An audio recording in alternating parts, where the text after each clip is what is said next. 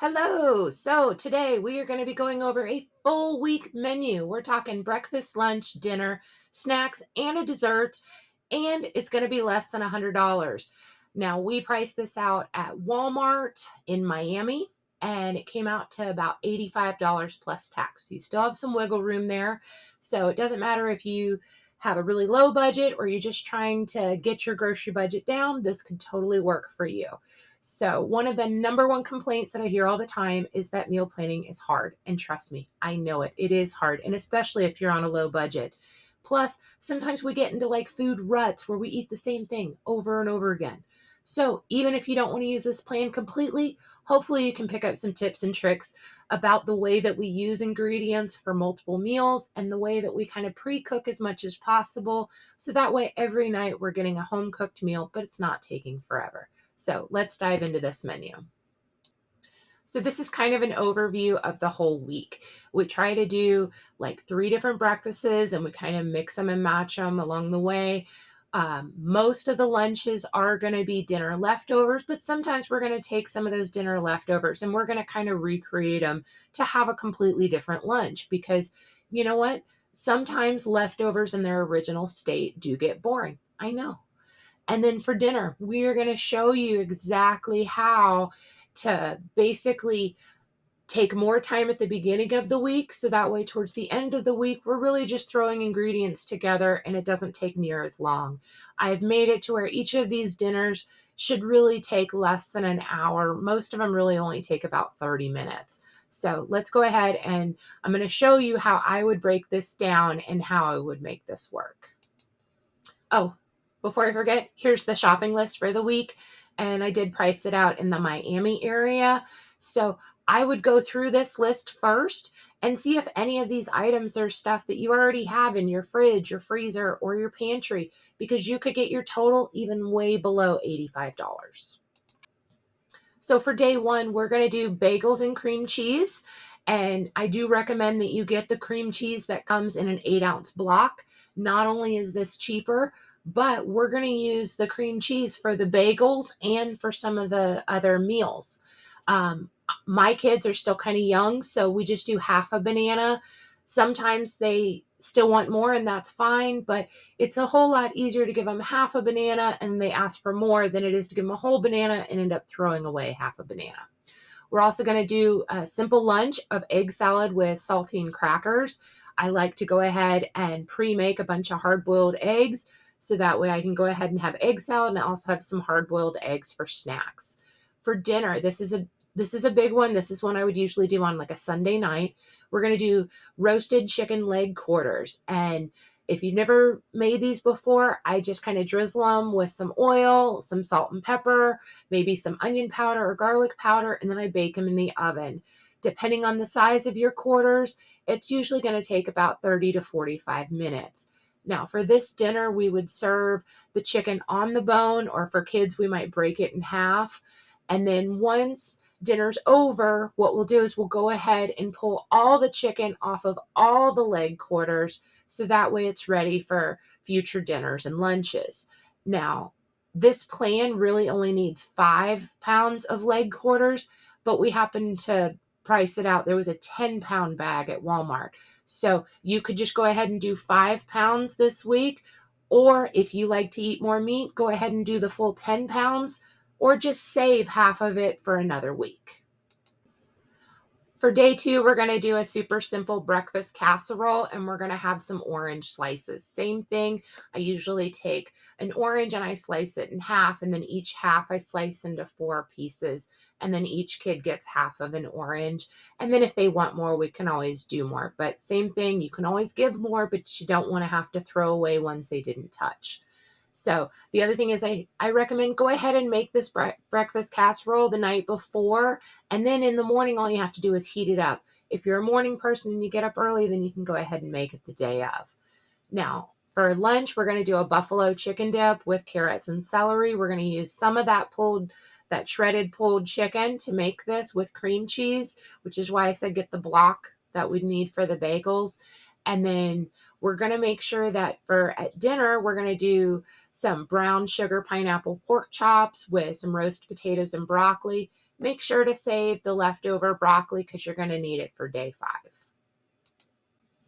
Now you'll remember we just had some pineapple brown sugar pork chops. And then today for breakfast, we're going to use that leftover pineapple to go along with our breakfast casserole. And then for leftovers, for dinner leftovers, we'll have any of the leftover pork chops. And then tonight for dinner, we're going to have chicken fajitas with yellow rice and refried beans. You're going to make sure to save the leftovers, the rice and the beans, for lunch tomorrow. And then this dinner is super easy tonight, so it's a great night to go ahead and make some cinnamon donut holes. We do this with our baking mix, and honestly, once you've made them yourself and see how easy it is, you won't even have to buy donuts at full price anymore.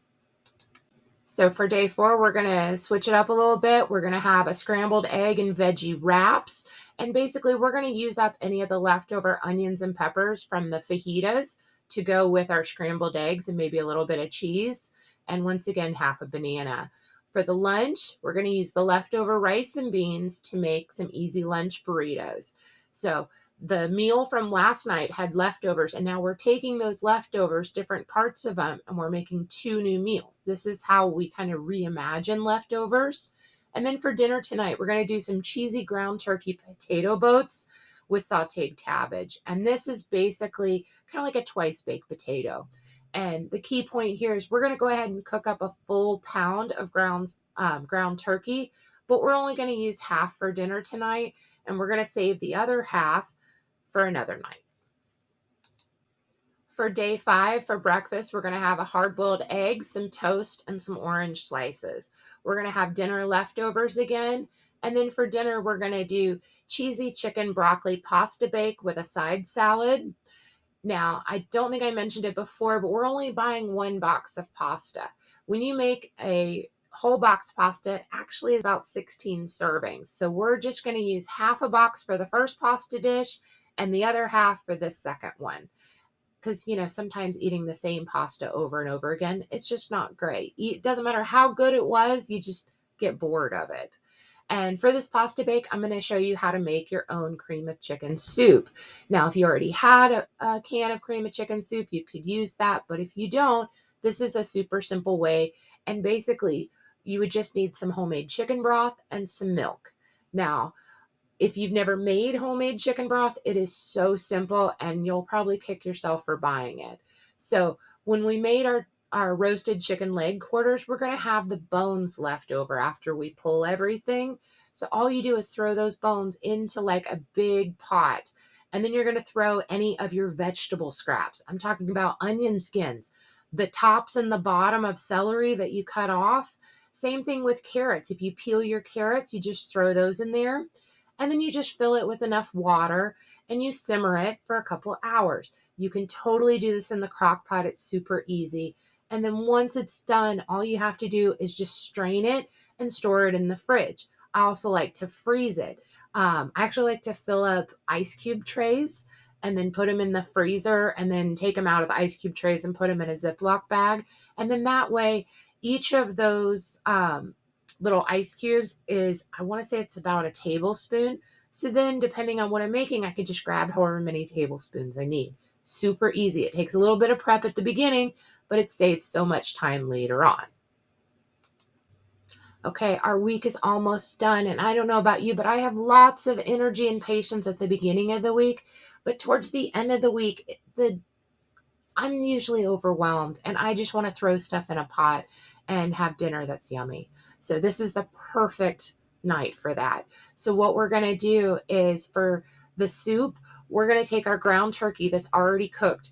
We're going to take up all the vegetables out of the fridge. I'm talking about any of the leftover cabbage, the celery and carrots that we've been having for lunches and snacks.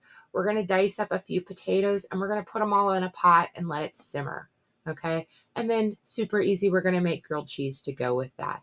You can't get any simpler. And this usually falls on like a Friday night for me. And I just want to be done and eat something yummy. Now, day 7 at our house usually falls on a Saturday. And we kind of just graze through the refrigerator, and we're just going to use up all the leftovers that we possibly have. So for breakfast, lunch, or dinner, we're just going to use up what we have. If we don't happen to have a whole bunch, pretty much peanut butter and jelly works great on Saturdays. My kids love them, so they kind of think of it's a good thing. But I just want to make sure that we have absolutely no food waste. So we're just going to make sure that we use those. Now, I've just given you a suggested order of the way to plan out these meals and to basically be able to prep and pre-cook as much as possible. But if that doesn't work for you, you can, shuffle these around in any which way that you like. Now, don't forget to go down to the description. I've left a link in there where you can click it, go to my website, and you can download a free printable PDF, which means you just click on the little side and it'll ask you if you want to download it or if you want to print it.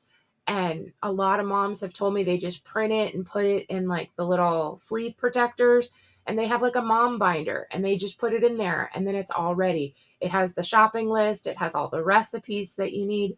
Totally super simple. You don't even need to put in an email. You just go download or print. And then don't forget to follow our Facebook page. It's Low Dough Family, and we post new menus every Saturday morning. So go check it out. If you have any questions about this menu or even suggestions of items you'd love to see, make sure to leave me a comment, and I'll see you guys later. Bye.